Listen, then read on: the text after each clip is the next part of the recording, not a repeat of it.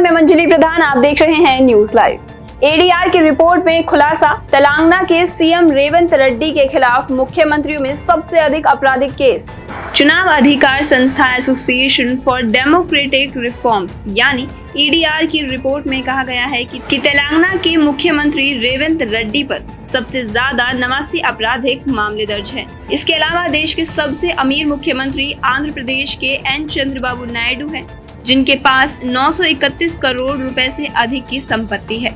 वहीं तमिलनाडु के मुख्यमंत्री एम.के. स्टालिन के खिलाफ 47 मामले दर्ज हैं। इसके अलावा कर्नाटक के मुख्यमंत्री सिद्धरमैया पर 13 आपराधिक मामले, झारखंड के हेमंत सोरेन पर 5, महाराष्ट्र के मुख्यमंत्री देवेंद्र फडणवीस व हिमाचल प्रदेश के सीएम सुखविंदर सिंह सुक्खू पर 4 आपराधिक मामले दर्ज हैं। दूसरी ओर केरल के मुख्यमंत्री पिनराई विजयन पर 2 क्रिमिनल केस और पंजाब के मुख्यमंत्री भगवंत मान पर 1 केस दर्ज है। एडीआर की ये रिपोर्ट ऐसे समय आई है जब केंद्र सरकार 3 विधेयक लाई है, जिनमें गंभीर आपराधिक आरोपों में 30 दिनों की हिरासत पर प्रधानमंत्री, मुख्यमंत्री और मंत्रियों को हटाने का प्रावधान किया गया है। उत्तराखंड में धराली के बाद अब थराली में बादल फटने से तबाही, एसडीएम आवास भी मलबे में दबा। उत्तराखंड में धराली के बाद अब थराली में बादल फटने से तबाही हुई है। चमोली के थराली में आधी रात को अचानक बादल फट गया, जिससे थराली तहसील परिसर में काफी मलबा आ गया। इस दौरान एसडीएम आवास भी मलबे में दब गया। एसडीएम समेत अन्य लोगों ने रात में ही आवास छोड़ दिया और सुरक्षित जगह पर चले गए। थराली तहसील परिसर में कई गाड़ियां मलबे में दब गई और सड़कें क्षतिग्रस्त हो गई। इसके अलावा चेपड़ो और सागवाड़ा के साथ अन्य कई इलाकों में भी भारी नुकसान हुआ है। बादल फटने से घरों और दुकानों में मलबा भर गया है। आनन फानन में लोग अपने घरों से निकलकर सुरक्षित जगह की ओर भागने लगे। बताया जाता है कि आधी रात करीब 1 बजे धराली में बादल फटा।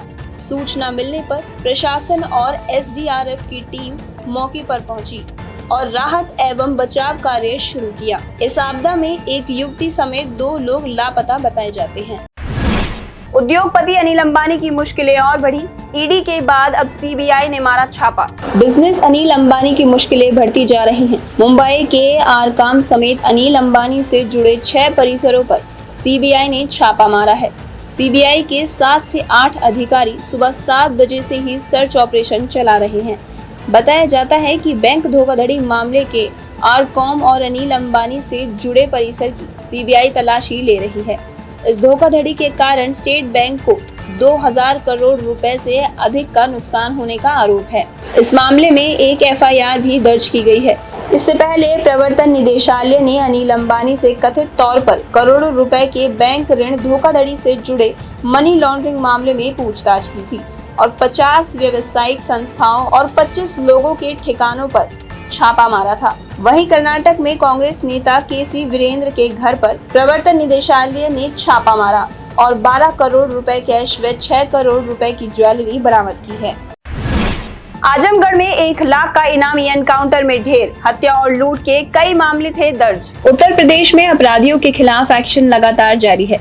इसी कड़ी में आजमगढ़ में यूपी एसटीएफ ने आज तड़के करीब 4:30 बजे 1 लाख के इनामी बदमाश शंकर कनौजिया को एनकाउंटर में ढेर कर दिया। पुलिस को हत्या और लूट जैसे कई मामलों में शंकर कनौजिया की तलाश थी। मुठभेड़ के बाद उसके पास एक कार्बाइन, एक पिस्टल और कारतूस बरामद किए गए हैं। यूपी एसटीएफ को सूचना मिली थी कि शंकर कनौजिया अपने गैंग के साथ किसी बड़ी वारदात की फिराक में है। पुलिस टीम ने जब गैंग की घेराबंदी की तो शंकर कनौजिया ने फायरिंग शुरू कर दी। जवाबी कार्रवाई में वह घायल हो गया, जिसे जिला अस्पताल में ले जाया गया, जहां डॉक्टर ने उसे मृत घोषित कर दिया। शंकर कनौजिया 2011 से फरार चल रहा था। उसने 2011 में दोहरी घाट इलाके में विद्यांचल पांडे के साथ लूटपाट के बाद उनकी हत्या कर दी थी। 2024 में शंकर कनौजिया ने महाराजगंज के शैलेंद्र सिंह का अपहरण कर लोडर गाड़ी लूट ली थी। अमेरिका को झटका, फ्रांस के साथ मिलकर स्टील्थ फाइटर जेट इंजन बनाएगा भारत। भारत पर अब फ्रांस के साथ मिलकर नया शक्तिशाली स्टील्थ फाइटर जेट इंजन बनाने जा रहा है। ये इंजन स्वदेशी 5वीं पीढ़ी के स्टील्थ फाइटर जेट्स और अन्य आधुनिक विमानों के लिए होगा। रक्षा अनुसंधान और विकास संगठन जल्द ही इस प्रोजेक्ट को कैबिनेट कमेटी ऑन सिक्योरिटी के पास मंजूरी के लिए भेजेगा। इस परियोजना में फ्रांस की कंपनी सैफरॉन भारत को 100% तकनीक का हस्तांतरण करेगी। इससे देश में ही 120 किलो न्यूटन के नए इंजन को डिजाइन, डेवलप, टेस्ट, स्टीरफाई और निर्मित किया जा सकेगा। फ्रांसीसी कंपनी सैफरॉन पहले से ही भारत में कई तरह के हेलीकॉप्टर इंजन बनाती रही है। डीआरडीओ का मानना है कि सैफरॉन 5वीं पीढ़ी के लड़ाकू विमान, एडवांस्ड मीडिया कॉम्बैट एयरक्राफ्ट के लिए सबसे अच्छा विकल्प है। रक्षा मंत्री राजनाथ सिंह ने the economic times world leaders forum में कहा कि हम फ्रांसीसी कंपनी सैफरॉन के साथ भारत में इंजन निर्माण का काम शुरू करने वाले हैं। टैरिफ वॉर के बीच राष्ट्रपति ट्रंप का बड़ा फैसला, सर्जियो गौर होंगे भारत में राजदूत। भारत के साथ टैरिफ वॉर के बीच अमेरिकी राष्ट्रपति डोनाल्ड ट्रंप ने बड़ा फैसला लिया है। ट्रंप ने अपने विश्वास पात्र सर्जियो गौर को भारत में अमेरिका का राजदूत नियुक्त किया है। राष्ट्रपति ट्रंप ने ट्रुथ सोशल पर लिखा कि मुझे ये घोषणा करते हुए खुशी हो रही है कि मैं सर्जियो गौर को भारत में अगला अमेरिकी राजदूत और दक्षिण व मध्य एशिया मामलों के लिए विशेष दूत नियुक्त करता हूँ।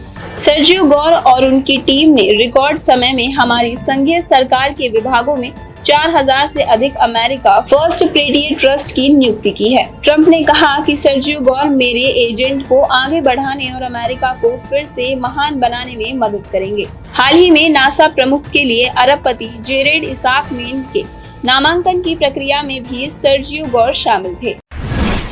साउथ अफ्रीका की T20 लीग के लिए 13 भारतीय खिलाड़ियों ने कराया रजिस्ट्रेशन। 9 सितंबर को होगी नीलामी। साउथ अफ्रीका की लोकप्रिय T20 लीग SA20 के चौथे सीजन के लिए 13 भारतीय खिलाड़ियों ने रजिस्ट्रेशन कराया है। इनमें पीयूष चावला, इमरान खान, सिद्धार्थ कौल और अंकित राजपूत आदि शामिल हैं।